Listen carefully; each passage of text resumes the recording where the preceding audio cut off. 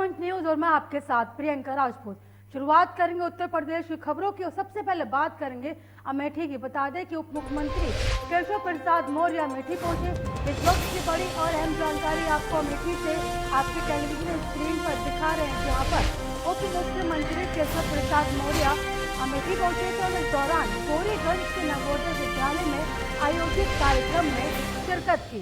साथ ही आपको बता दें कि शामिल होने पहुंचे उप मुख्यमंत्री केशव प्रसाद मौर्य और कुछ देर बाद केंद्रीय मंत्री नितिन गडकरी भी पहुंचने वाले अमेठी। इस वक्त की बड़ी और अहम जानकारी आपको अमेठी से दिखा रहे हैं, जहां पर करोड़ों रुपए की परियोजनाओं का लोकार्पण किया।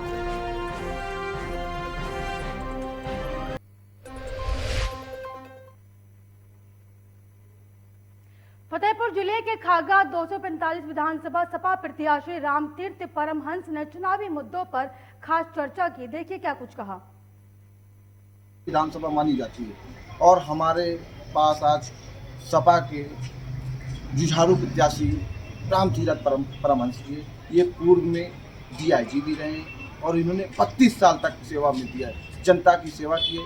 लेकिन इस बार फिर से जनता की सेवा के लिए उतरे हैं खागा विधानसभा से। इनसे जानते हैं किन किन मुद्दों पे चुनाव लड़ेंगे, क्या क्या दिखाएंगे लोगों को, क्या क्या। सबसे पहले हम आपको परिचय करना चाहेंगे।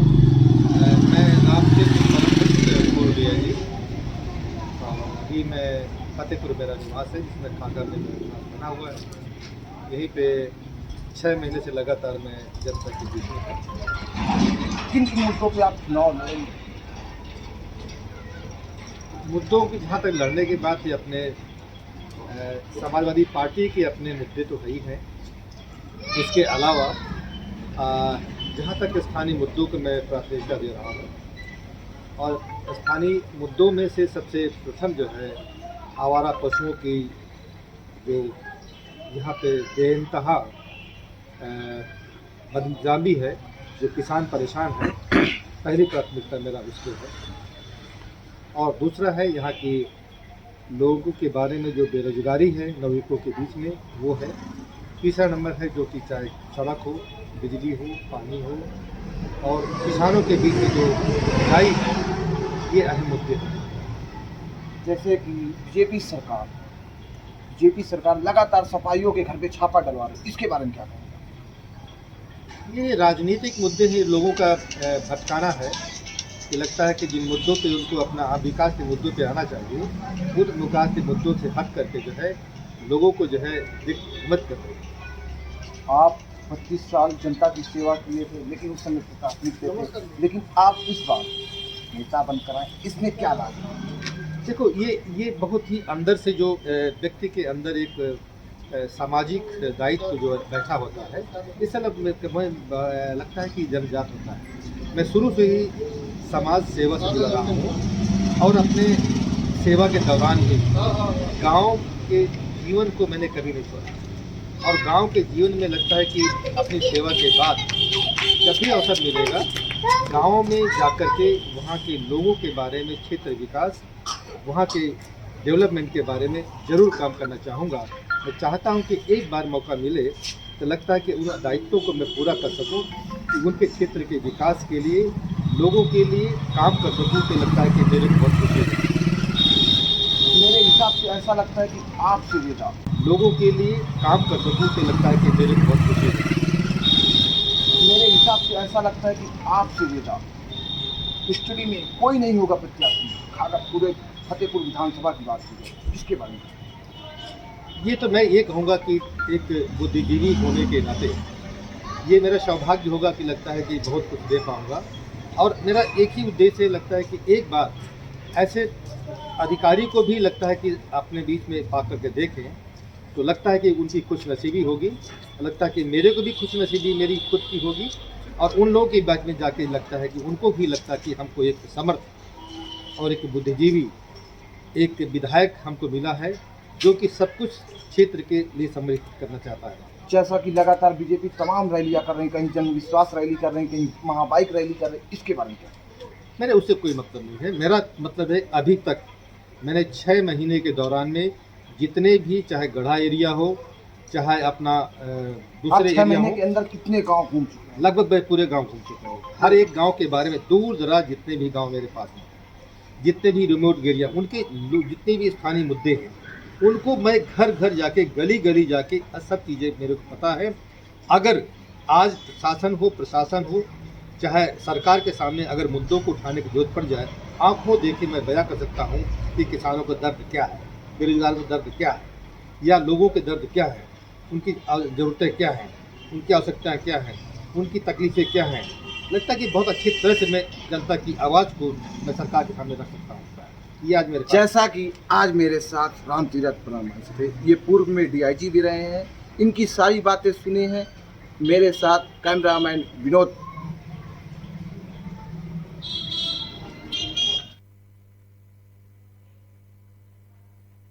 (2022) के चुनाव को लेकर सभी पार्टियों ने कमर कस ली है। सभी पार्टियों ने अपनी अपनी तैयारियां लगभग पूरी कर चुके हैं। सभी पार्टियों ने उत्तर प्रदेश के अलग अलग जिलों में जनसभाएं, जनसंपर्क, तमाम तरह की रैलियां करना शुरू कर दिया। तो वहीं गाजियाबाद में इन 5 सालों में कितना विकास हुआ और क्या क्या सुविधाएं मिली हैं और इसको लेकर गाजियाबाद का जनता का क्या मूड है। 2022 के चुनाव को लेकर सभी पार्टियों ने अपनी कमर कस ली है। आपको बता दें कि गाजियाबाद में किस तरीके का माहौल है। जनता 2022 के चुनाव में दोबारा जो है वो कमल खिलाएगी या हाथी चलेगा या साइकिल चलेगी, ये जनता पर डिपेंड करता है। यहाँ का किस तरीके से विकास हुआ है, मैं गाजियाबाद में मौजूद हूँ। गाजियाबाद की जनता से बात करेंगे कि गाजियाबाद की जनता का क्या मूड है और कितना विकास हुआ है, जो ज़मीनी स्तर पर विकास हुआ है, लोगों तक कितना सुविधा जो है वो मुहैया कराई है। मेरे साथ कुछ लोग हैं, पहले मैं माता जी हैं, उनसे जानूंगा कि किस तरीके से उनके गाँव में जो है वो विकास हुआ है और उन्होंने किस पार्टी को चुना था। स्वागत है माता जी आपका। क्या कहेंगे माता जी, किस तरीके से? अच्छा हो रहा, बढ़िया हो रहा और क्या हो रहा है। नहीं, आप ये बताएं कि आपको अभी तक क्या सुविधा मिली है? हमें तो कुछ भी ना मिली जी, अभी जी कुछ भी नहीं मिली। विधवा बैठी 18 साल हो गए, कोई सुविधा नहीं है यहाँ जी। तो आप ही ने तो चुना होगा, बीजेपी जो कमल खिलाया है आप ही ने चुना है। अब आने वाले 2022 को किसको दोगे वोट आप? देखो पता नहीं किसको दी जा रही है। देखिए, जनता हालांकि नहीं बताना चाह रही है कि क्योंकि उनको कुछ सुविधा भी नहीं मिली है, तो इसलिए वो नहीं बताना चाहते हैं। मेरे साथ कुछ महिला मौजूद है, उनसे ही बात करेंगे। क्या नाम है आपका? कुछ बंदी है हमारी। शशि जी, ये बताएं कि आपके क्षेत्र में कितना विकास हुआ है? कुछ भी विकास नहीं हो रहा है यहाँ पे, तो कुछ वो ही नहीं है, सुविधा ही नहीं है। बूढ़ों की भी कोई वो नहीं, मदद नहीं है। और वैसे भी हर चीज़ पे महंगाई हो रही है, महंगाई ज़्यादा बढ़ा रही है सर। 2022 जी, क्या कहना चाहते हैं? महंगाई ज़्यादा बढ़ा रही है, सरकार क्या करेंगे, गरीब गुरबा।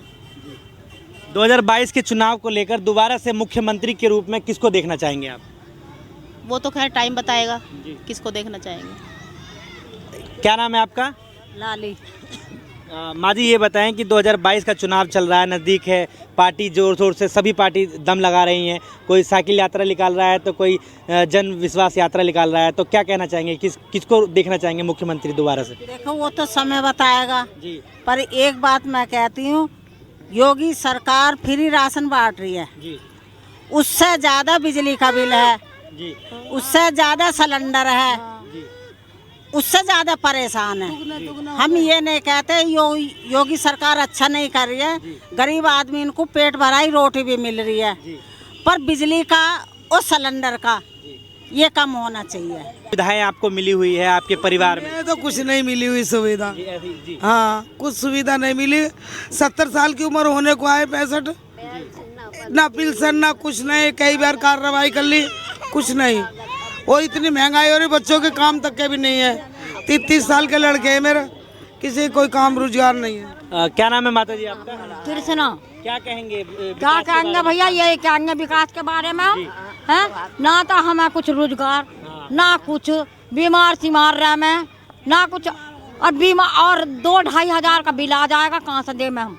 महंगाई है आपके कहने का मतलब? हाँ, हमें कुछ रोजगार दो। किसको देखना चाहेंगे 2022 में, 2022 के चुनाव को लेकर? पुरानी सरकार अच्छा होएगा। हाँ, मेरे 6 महीना से तो पेंशन के कागज पड़े हैं वहीं, अभी तक पेंशन का नाम नहीं है। और 10 पहले भर लाई, 10 पहले भर लाई तो बेकार है। बेकार है, हम तो उनको वोट भी दे, मेहनत भी करे, सब कुछ करे, क्या करे। तो 2022 में किसका चेहरा देखना चाहेंगे आप मुख्यमंत्री के रूप में? जो अच्छा हो, जो दिल्ली में और किसका जी देखिए, लोगों का भी कहना है यहाँ पर कि कहीं ना कहीं उनको जो मूलभूत सुविधाएं हैं वो नहीं मिली है। लोगों ने ये जरूर अपनाया है, ये जरूर यकीन किया है कि यहाँ पर जो राशन है वो बांटा गया है। हालांकि पेट जो ज़मीन से जुड़ी चीज़ें हैं वहाँ तक विकास नहीं हो पाई है, पर लोगों का ये कहना है कि 2022 में विकास के ऊपर जो वोट है वो नहीं डाले जाएंगे। अब देखने वाली बात होगी कि 2022 के चुनाव में जनता किसे चुनती है। गाजियाबाद से अजीत रावत की रिपोर्ट, लोकमंच न्यूज़। यूपी के मुख्यमंत्री योगी आदित्यनाथ का आज गाजियाबाद के अंदर जन विश्वास यात्रा में शामिल होने के मद्देनजर 2 किलोमीटर का रोड शो हुआ। ये रोड शो कालगागड़ी चौक से होते हुए चौधरी मोड़ स्टेशन रोड होते हुए घंटा घर के रास्ते ठाकुर द्वारा मंदिर पर जाकर रुकेगा, जहां से मुख्यमंत्री योगी आदित्यनाथ वापस लखनऊ जाएंगे। साथ ही आपको बता दें कि अगर बात की जाए सुरक्षा की दृष्टि को देखते हुए तो पुलिस ने भारी सुरक्षा व्यवस्था का पुख्ता इंतजाम किया। तो वहीं 1000 से ज्यादा पुलिसकर्मी तैनात किए गए, जो अलग अलग जिलों से बुलाकर ड्यूटी लगाई गई है।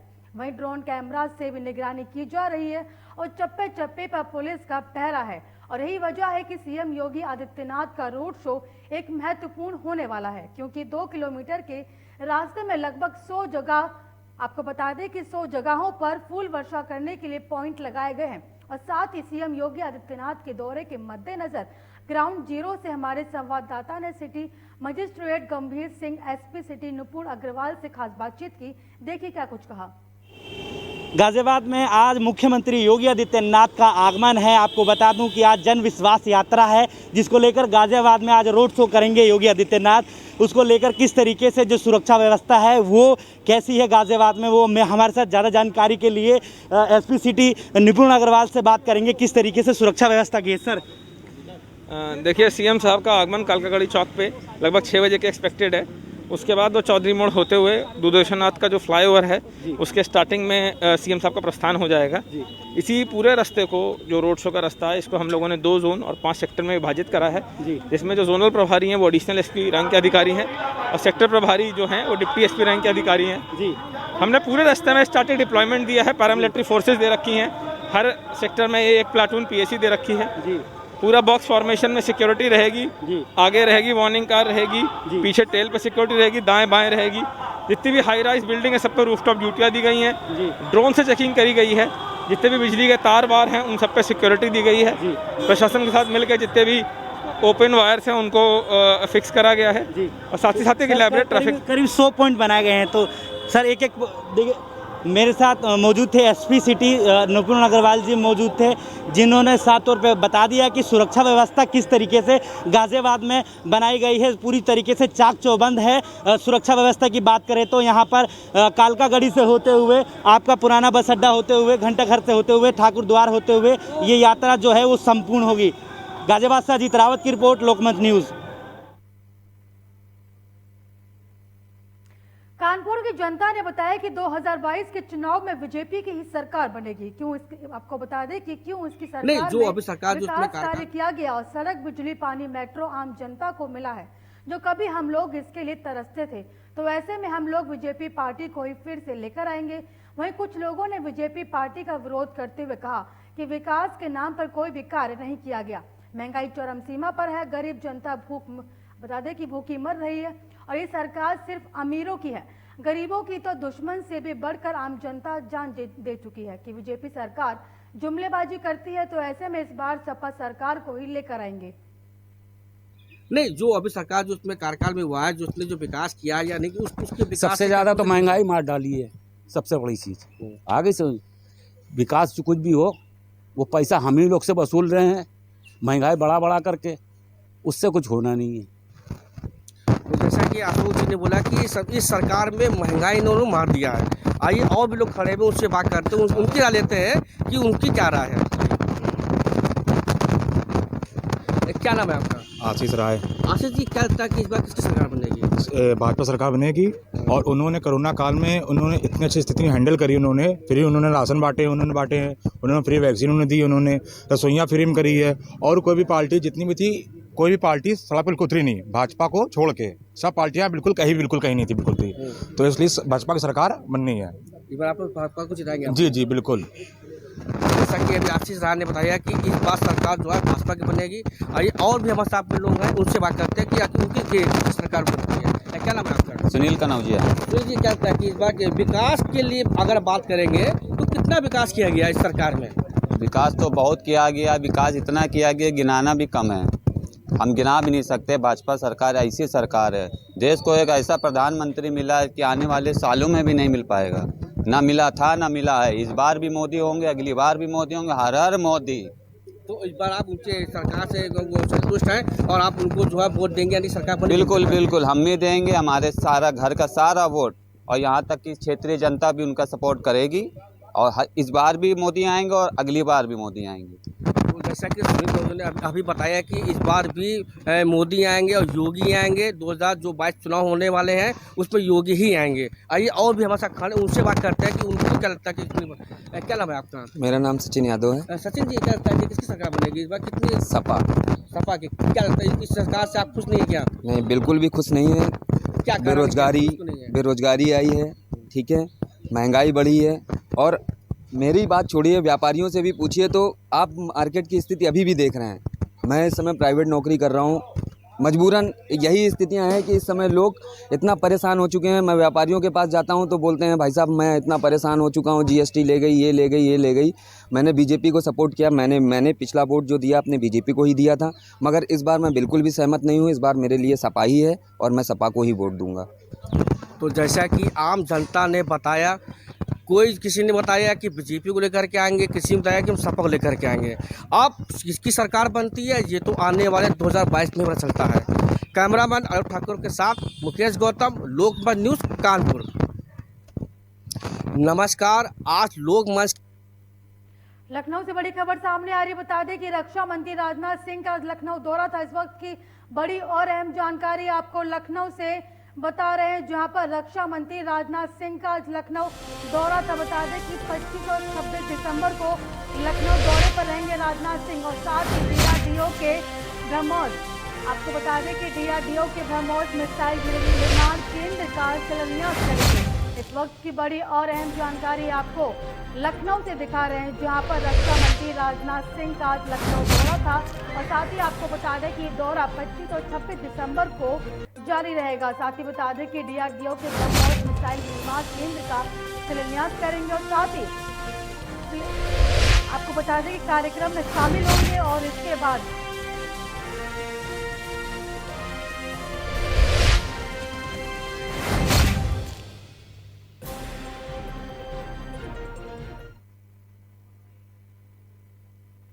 कन्नौज से बड़ी खबर सामने आ रही है। बता दें कि कन्नौज इत्र नगरी में इत्र व्यवसायी पीयूष जैन के घर पर इनकम टैक्स का छापा मरा। इस वक्त की बड़ी और अहम जानकारी आपको कन्नौज से दिखा रहे हैं, जहां पर कुछ दिनों पहले कन्नौज इत्र नगरी में इत्र व्यवसायी पीयूष जैन के घर पर इनकम टैक्स का छापा मरा। तो वहीं बता दें कि इनकम टैक्स की टीम इत्र कारोबारी के साथ घर के अंदर पूछताछ कर रही है।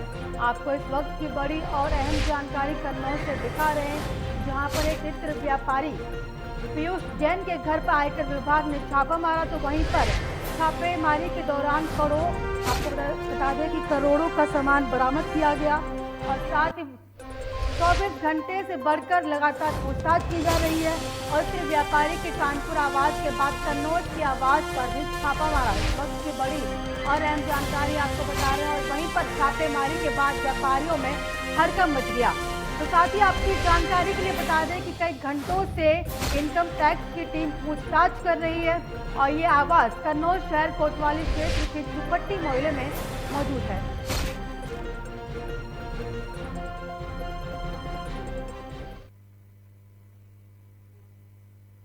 लखीमपुर खीरी जिले के निघासन कोतवाली इलाके के पचपेड़ा गांव निवासी शिव कुमार 45 वर्ष है अधेड़ के अज्ञात बदमाशों ने गोली मारकर निर्मम हत्या कर दी। घटना से इलाके में सनसनी फैल गई।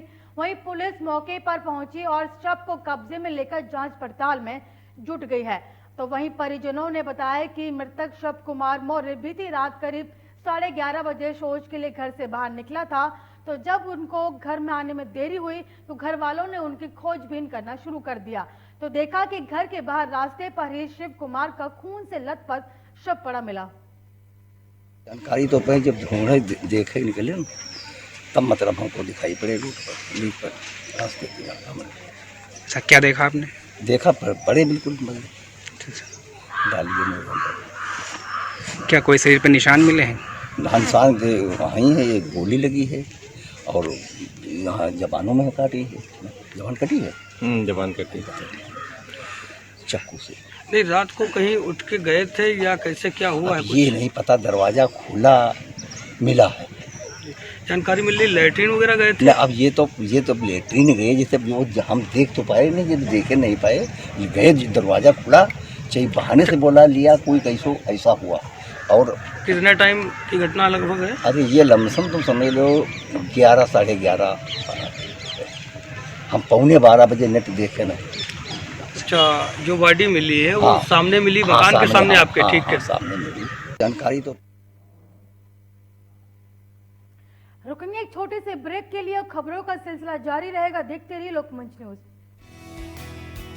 रज्जू भैया सैनिक विद्या मंदिर, गांव खंडवाया, तहसील शिकारपुर, जिला बुलंदशहर आपका स्वागत करता है। रज्जू भैया सैनिक विद्या मंदिर एक राष्ट्रीय प्रकल्प है जिसका मुख्य उद्देश्य विद्यार्थियों को एनडीए व अन्य माध्यमों से भारतीय सेना में प्रवेश दिलाना है। भारतीय सेना में अपने बच्चों का उज्जवल भविष्य बनाने के लिए रज्जू भैया सैनिक विद्या मंदिर में प्रवेश दिलाएं। प्रवेश प्रक्रिया प्रारंभ हो चुकी है। 31 दिसंबर 2021 तक रजिस्ट्रेशन किए जा सकते हैं तथा लिखित परीक्षा 16 जनवरी 2022 को होगी।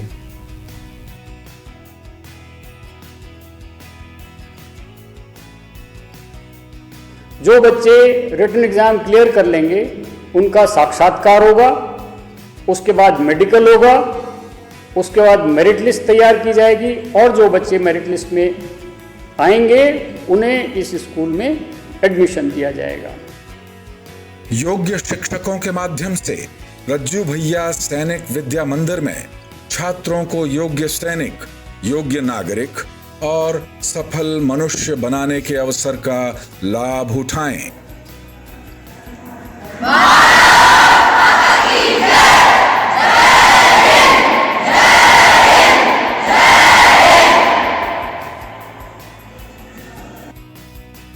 अमेरिका की स्माइल ट्रेन संस्था अब राष्ट्रीय बाल स्वास्थ्य कार्यक्रम से भी संबद्ध निःशुल्क ऑपरेशन और उपचार कर रही है। जन्म से कटे होठ या कटे तालू के मरीजों का निःशुल्क ऑपरेशन किया जाता है। अगर आप ऐसे किसी भी मरीज को जानते हैं या जिसके जन्मजात कटे होठ या तालू हैं, तो उसको हमारे health city hospital trauma centre and super speciality Vijay Khand 2 Gomti Nagar थाने के पीछे लखनऊ पते पर लाएं।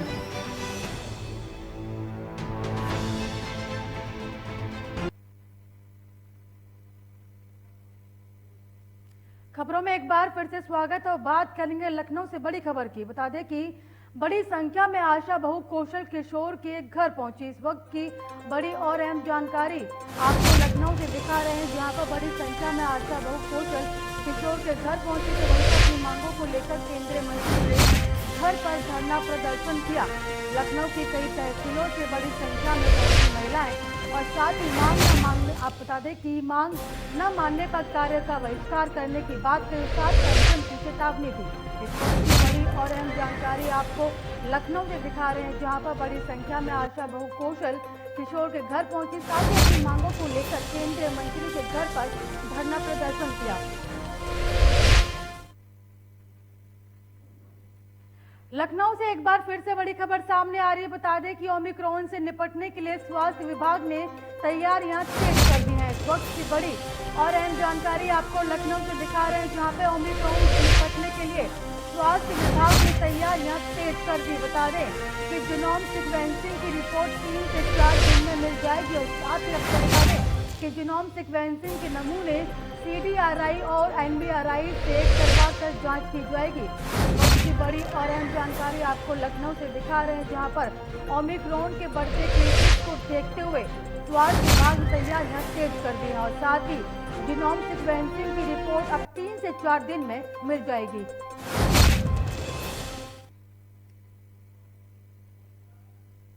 लखनऊ में पूर्व पीएम अटल के जन्मदिन पर यूपी सरकार का इकाना स्टेडियम में भव्य कार्यक्रम का आयोजन किया गया। करोड़ों युवाओं को लैपटॉप और टैबलेट वितरण किए जाएंगे। साथ ही लखनऊ में 1 लाख स्मार्टफोन और टैबलेट बांटे गए। साथ ही आपको बता दें कि सीएम योगी आदित्यनाथ मोबाइल और टैबलेट वितरण किया। साथ ही और आपको बता दें कि पहले चरण में 1 लाख मोबाइल और टैबलेट सीएम योगी के जरिए वितरण किए गए। और साथ ही बताया जा रहा है कि अटल बिहारी वाजपेयी इकाना स्टेडियम में भव्य कार्यक्रम का आयोजन किया गया और उत्तर प्रदेश के सभी जिलों से मेधावी छात्र और छात्राएं आएंगे। तो ये बताया जा रहा है कि 1 करोड़ युवाओं को फ्री मोबाइल और टैबलेट देने की बात कही।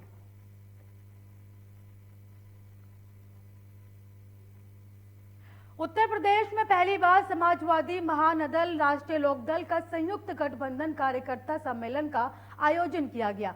26 दिसंबर को समाजवादी महानदल राष्ट्रीय लोकदल संयुक्त गठबंधन का कार्यकर्ता आयोजन किया गया। साथ ही महान दल के राष्ट्रीय अध्यक्ष केशव देव मौर्य का नारा महान दल ने ठान लिया है। सपा सरकार बनाना है नारे के साथ कार्यकर्ताओं में जोश भरा। तो वहीं पर महान दल के राष्ट्रीय अध्यक्ष केशव देव मौर्य सपा के पूर्व सांसद धर्मेंद्र यादव कार द्वारा सम्मेलन में 11 बजे पहुंचे। तो वहीं पर विधानसभा चुनाव के लिए कार्यकर्ताओं को संबोधित किया।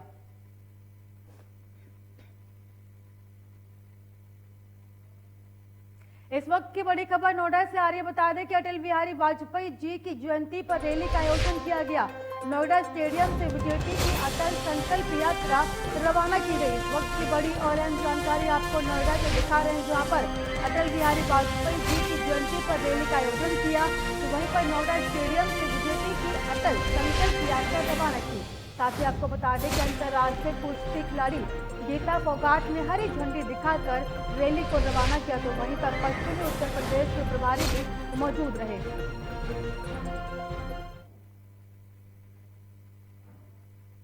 केंद्रीय मंत्री स्मृति ईरानी द्वारा रायबरेली सलोन विधानसभा क्षेत्र के अंतर्गत डी ब्लॉक पर प्राथमिक स्वास्थ्य केंद्र में ऑक्सीजन प्लांट का उद्घाटन किया गया और इस ऑक्सीजन प्लांट से क्षेत्र को काफी राहत मिलने की उम्मीद है। सभा को संबोधित करते हुए वीआईपी जिला कहे जाने वाले रायबरेली में कांग्रेस पार्टी पर तंज कसते हुए कहा कि ऑक्सीजन प्लांट नहीं लगे हैं। जिलाधिकारी वैभव श्रीवास्तव और बीजेपी के वरिष्ठ कार्यकर्ता वहां पर मौजूद रहे।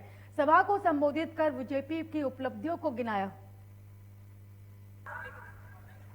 जो वीआईपी क्षेत्र के नाम से इलाका जाना जाता था, उस क्षेत्र में आजादी के 75 साल तक ऑक्सीजन का एक भी प्लांट नहीं था। आज इसी क्षेत्र में जनता ने बहन के रूप में मुझे स्वीकारा, आशीर्वाद दिया। जनता ने अपनी अभिलाषा को व्यक्त किया कि जो वर्षों से विकास का कार्य संभव अमेठी लोकसभा क्षेत्र में न हो पाया, इस बार ऑक्सीजन का प्लांट जनता जनार्दन को हम समर्पित कर पाए। ये सामुदायिक स्वास्थ्य केंद्र गरीब जनता की। पूर्व प्रधानमंत्री अटल बिहारी वाजपेयी के जयंती को सिद्धार्थनगर जिले में भी सुशासन दिवस के रूप में मनाया गया। बांसी विधानसभा के रानी लक्ष्मी वाटिका मैरिज हॉल में आयोजित इस कार्यक्रम में स्थानीय बीजेपी विधायक स्वास्थ्य मंत्री जय प्रताप सिंह ने शिरकत की। कार्यक्रम में स्वास्थ्य मंत्री और बीजेपी के अन्य नेताओं ने अटल बिहारी वाजपेयी और मदन मोहन मालवीय के चित्र पर माल्यार्पण कर उन्हें श्रद्धांजलि दी और साथ ही जय प्रताप ने इस कार्यक्रम में भारी तादाद में आए लोगों को भी संबोधित किया और विपक्ष पर जमकर हमला, आपको बता दें कि विपक्ष पर जमकर हमला किया और बोला कि बीजेपी केंद्र और प्रदेश सरकार की उपलब्धियां गिनवाई और कहा, जय प्रताप ने आगे कहा कि हर साल की तरह इस साल भी अटल जी की जयंती सुशासन दिवस के रूप में बीजेपी मनाती रही है। आज अटल जी की जयंती पर सुशासन दिवस हम मनाते हैं, भारतीय जनता पार्टी मनाती है। हर वर्ष की तरह आज भी हमने मनाया है। आज विभिन्न कार्यक्रमों के साथ में बांसी विधानसभा का विशेष करके सभी कार्यकर्ताओं का एक सम्मेलन बुला के उनको आगे की चुनाव की तैयारी करने के लिए और अटल जी और पंडित मदन मोहन मालवीय के विचारों के बारे में उनको बताया जाता है। बड़ी खबर सामने आ रही है। बता दें कि उत्तर प्रदेश में एक बार फिर से कोरोना संक्रमण का खतरा बढ़ने लगा है। इस वक्त की बड़ी और अहम जानकारी आपको उत्तर प्रदेश से बता रहे हैं, जहां पर एक बार फिर से कोरोना संक्रमण बढ़ने लगा है। बता दें बीते 24 घंटों में 1,90,728 सैंपल की जांच की गई, तो वहीं पर कुल 39 नए संक्रमितों की पुष्टि हुई है। अब 12 लोग ठीक होकर इसके संक्रमण से मुक्त हो चुके हैं। तो वहीं पर प्रदेश में कुल एक्टिव, आपको बता दें कि प्रदेश में कुल एक्टिव कोविड केस की संख्या 266 है। इस वक्त की बड़ी और अहम जानकारी आपको उत्तर प्रदेश से दिखा रहे हैं, जहां पर एक बार फिर से कोरोना संक्रमण का खतरा बढ़ता हुआ नजर आ रहा है, जिसको लेकर सरकार के लिए चिंता का विषय बन गया है। तो वहीं पर आपको बता दें कि कोरोना के बढ़ते केसेस को देखते हुए यूपी सरकार ने नाइट कर्फ्यू लागू कर दिया है।